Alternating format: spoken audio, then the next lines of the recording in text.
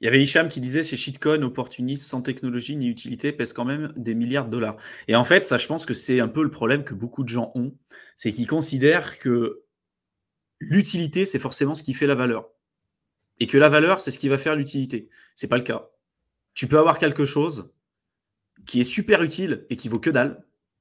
Et comme tu peux avoir quelque chose qui a euh, une super utilité ou qui n'a pas d'utilité et qui pour autant vaut énormément. Tu vois, tu as vraiment les deux cas. Tu prends Mona Lisa, la Joconde, quelle utilité ça a? Alors, on peut dire c'est un patrimoine culturel et tout, pour autant, ça a une valeur inestimable. Voilà. Tu peux avoir des shitcoins, comme tu dis, Dogecoin. Quelle est l'utilité du Dogecoin? Ça vaut des milliards aujourd'hui. Quelle est l'utilité du Litecoin?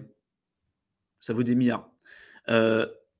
Quelle a été, qu'est-ce que tu pouvais faire de ton Bitcoin? Quelle était vraiment l'utilité du Bitcoin, au-delà du fait de l'aspect libertarien, cypherpunk, qu'est-ce que tu veux? Ce qui a fait au final que le Bitcoin aussi s'est énormément développé. Aujourd'hui, on en trouve une utilité, le côté réserve de valeur 2.0. Mais qu'est-ce que tu peux en faire réellement de ton Bitcoin? Je veux dire, c'est pas un utility token non plus. Tu vois, l'Ether, tu peux faire des trucs, tu peux l'utiliser dans la DeFi, tu peux faire quelque chose avec ton Bitcoin.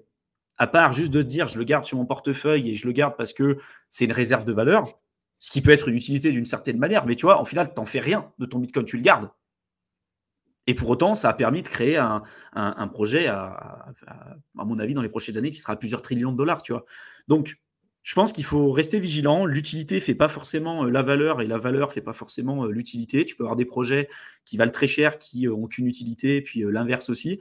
Et c'est un peu le syndrome dans lequel on se retrouve aujourd'hui, de beaucoup de gens qui ne comprennent pas forcément la crypto et qui essayent d'analyser aussi les projets crypto de la même manière dont tu analyserais une entreprise. Tu ne peux pas analyser un protocole de la même manière dont tu analyserais une entreprise. Parce que tu vois, c'est beaucoup de gens qui te disent la crypto, c'est forcément un Ponzi parce que c'est quoi les revenus, par exemple, du Bitcoin, c'est quoi son cash flow, c'est quoi ces trucs.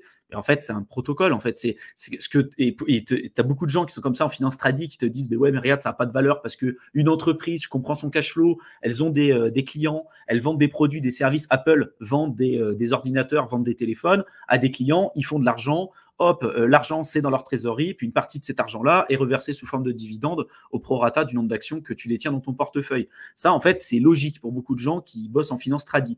Ceux qui font du value investing, par exemple. Mais après, quand ils commencent à regarder dans la crypto, ils disent tiens, je vais appliquer ce truc-là à la crypto. Et donc, quelle est l'utilité de ce truc, de cette crypto? Quelle est sa solution apportée? Et ça fait partie aussi du fondamental à analyser. Mais quel est son cash flow?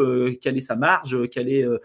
Bref, toutes ces choses-là. Et au final, tu te rends compte que si tu appliques les mêmes types d'analyse à tous les types de projets et voire même sur des classes interactives, entre les actions, les obligations, les cryptos et ce que tu veux, tu vas complètement te fourvoyer parce que, par exemple, les métaux précieux, il n'y a pas de cash flow, il n'y a pas de compte de bilan, de compte de résultat ou ce que tu veux. Pour autant, aujourd'hui, ça a une valeur à plusieurs trillions pour l'or principalement. Et puis pour l'argent, j'ai plus aujourd'hui son market cap.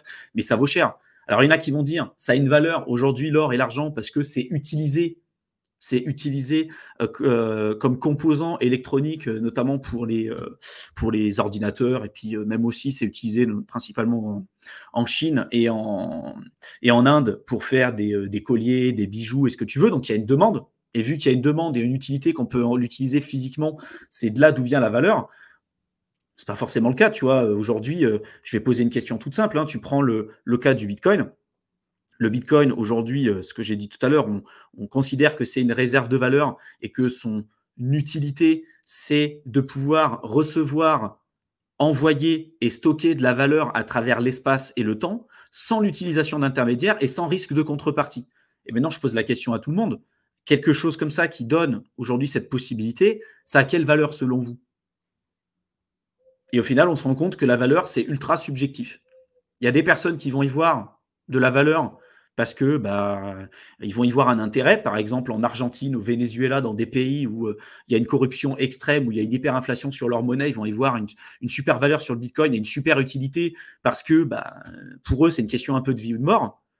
En Europe, c'est différent parce qu'aujourd'hui, on n'a pas encore eu ce genre de problématique, même si ça commence petit à petit à arriver. Je ne parle pas d'hyperinflation et tout ça, mais en tout cas de voir comment on peut être amené à utiliser correctement notre capital. Si vous allez à la banque demander de retirer 5 000 euros, vous allez voir que vous ne pourrez pas l'utiliser comme vous voulez. Donc, on commence à avoir un intérêt petit à petit à détenir du Bitcoin. Mais globalement, on va dire dans les pays, entre guillemets, développés, même si j'aime pas ce terme, on considère que le Bitcoin, c'est plutôt utilisé comme véhicule spéculatif, tu vois. Mais tout cela juste pour dire qu'il faut faire attention de ne pas regarder les projets et les cryptos uniquement à travers un unique prisme, parce que tu peux avoir des cryptos qui peuvent avoir une super valeur ou un super potentiel et pour autant aucune utilité, et inverse aussi. Donc, il faut rester vigilant, et je le redis encore une fois, hein, la valeur, c'est vraiment quelque chose de très subjectif d'une certaine manière et de très personnel. Tu as des gens qui vont voir, moi par exemple, je ne comprends pas pourquoi les gens aujourd'hui continuent d'investir sur le Litecoin, pour autant c'est encore une valeur importante.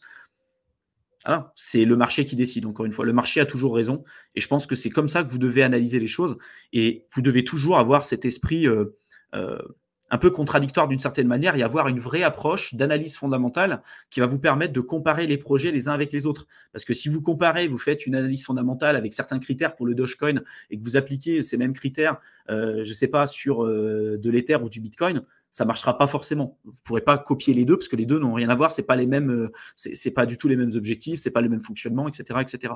C'est pour ça que dans le programme Crypto Investisseur, on a fait toute une partie sur l'analyse fondamentale, où vous avez des critères qui sont reproductibles et que vous pouvez utiliser sur tous les projets que vous serez capable d'analyser. Pour avoir quelque chose, tiens, je l'applique sur le Dogecoin, je l'applique sur du Bitcoin, je l'applique sur de l'Ether, je l'applique sur du XRP ou ce que vous voulez. Et à la fin, vous vous faites une note fondamentale et vous dites après, j'y vais ou j'y vais pas, quoi.